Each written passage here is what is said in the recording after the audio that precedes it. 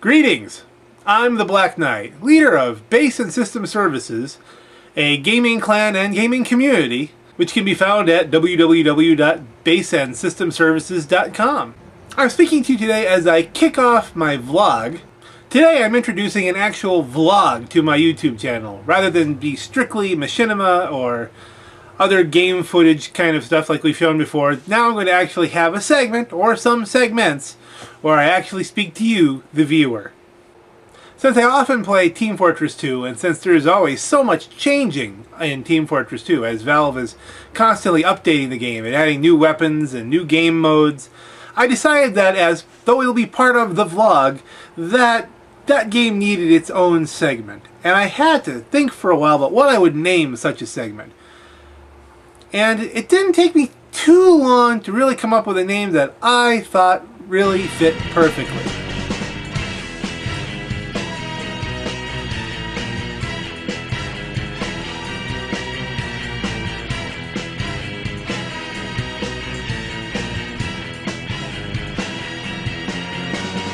That's right, welcome to the Hat Corner. Now, for those of you who don't play TF2, or at least don't visit the Steam-powered user forums that are dedicated to TF2, may not realize how important hats are to Team Fortress 2. Now, I'll grant you, there are only a few hats that your character can wear in the game that actually affect the stats of the game. Now, we can get into this more perhaps in a later vlog, in more detail. But right now, trust me, that hats are extremely important in Team Fortress 2. What hat you're wearing, how you got it, this matters to people, at least some people. It matters to them a lot. And since it's the Christmas season, and I've decided that in every one of the Hat Corner episodes I'm going to be wearing a hat, because this is about Team Fortress 2, I've decided to select something of a Christmas nature. So let's move on now, shall we? Now, the latest controversy to hit the Team Fortress 2 world is, of course, the Festive Crate Controversy.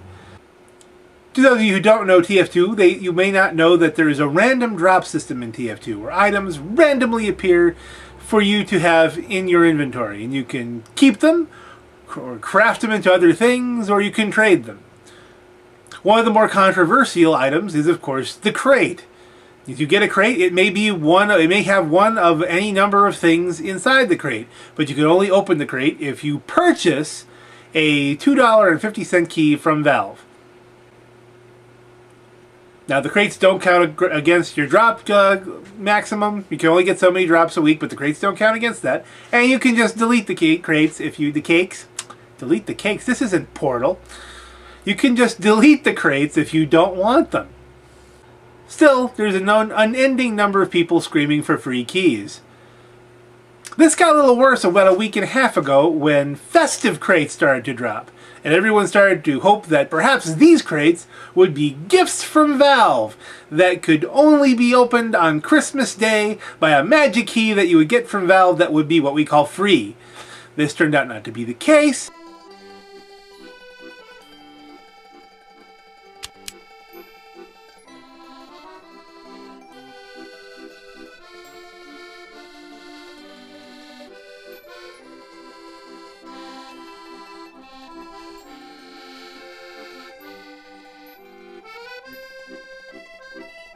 Instead, the Festive Crates simply hold special festive material that can only be purchased with a festive key, which also costs $2.50. So it's the same thing with different window dressing and different items. This has caused, of course, a firestorm of controversy over people who feel that because it's Christmas, they should be getting something for free.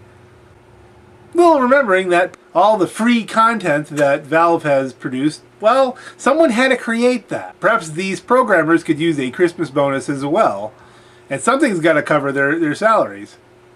To explore the depths of this controversy, I have decided, since I have received 3 Festive Crates in drops in my own TF2 account, to purchase said keys and open said crates and share this experience with you. So let's go to the computer, shall we? Do and shop for items. Start shopping. Ooh, now it's only $7.49 for the Christmas tree hat, which I was kind of looking at. I wonder why. The Buckaroos hat's kind of cool, but let's, here we are, the Festive Winter Crate Key. Add to cart, add to cart, add to cart. Okay, we have 3 of those. Festive Winter Crate Key.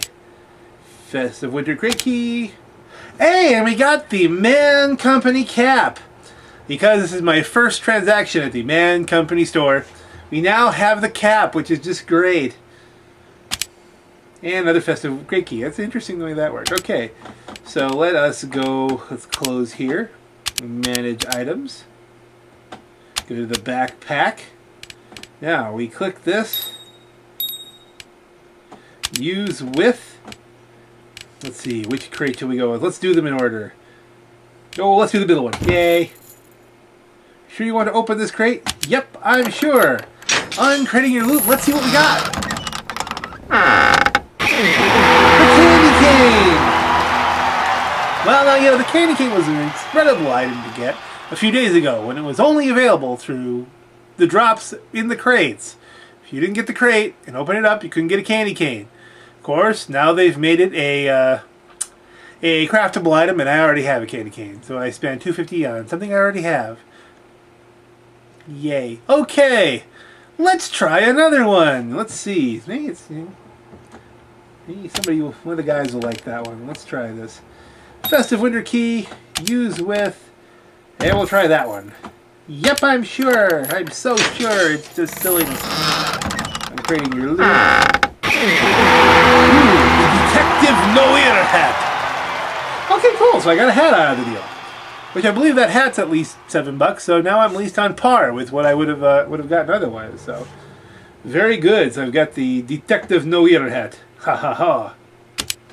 For this spy. That is right. And here is the other winter festive key. And we will click this and use with the last of my crates. And let's see what's in the last of my crates. I'm hoping for the Christmas tree hat. I really am, because I'll wear it all year round. I really will. Middle of summer, Christmas tree hat. You can count on it. I may be wearing this in the middle of summer. That'll happen. Yep, I'm sure. What else am I going to do with it? Uncrating your loot. 3, 2, 1. The back scratcher, which is in the same category as the candy cane. I already have one. Now I've got 2 back scratchers, 2 candy canes, and a hat. So that's what we have going there, folks. And no, I'm not actually going to try and unloot any of my my regular crates just to see how that will go. I think this has been a reasonably good experiment. 1 out of every 3 crates for me. Something cool. I'm not sure I'll wear the spy hat. I'll see how he looks with it. Generally, the spy is the only class that I wear my my halo with, because you know that old TV show The Saint, which starred Roger Moore before he was ever James Bond. And most of you are thinking, who's Roger Moore right now? Probably on the percentage basis of the gamers that are out there. Roger Moore? What? Google him. You really, you know, it's a cheap rent. You know, if you rent some of the old Bond movies, you'll see what's going on, or the old Saint kind of things. So today in the hat corner, we got 2 duplicate items and a new hat. So it was really a pretty good day. And actually, I bought this today just for this this whole segment. We got 2 new hats today, and that's got to count as a good day in any Team Fortress 2 player's book. That's all for today's episode of the Hat Corner. Until next time, this is the Black Knight. Stay safe and don't let the griefers get you down. Oh, and have a very Merry Christmas. God bless you and have a Happy New Year.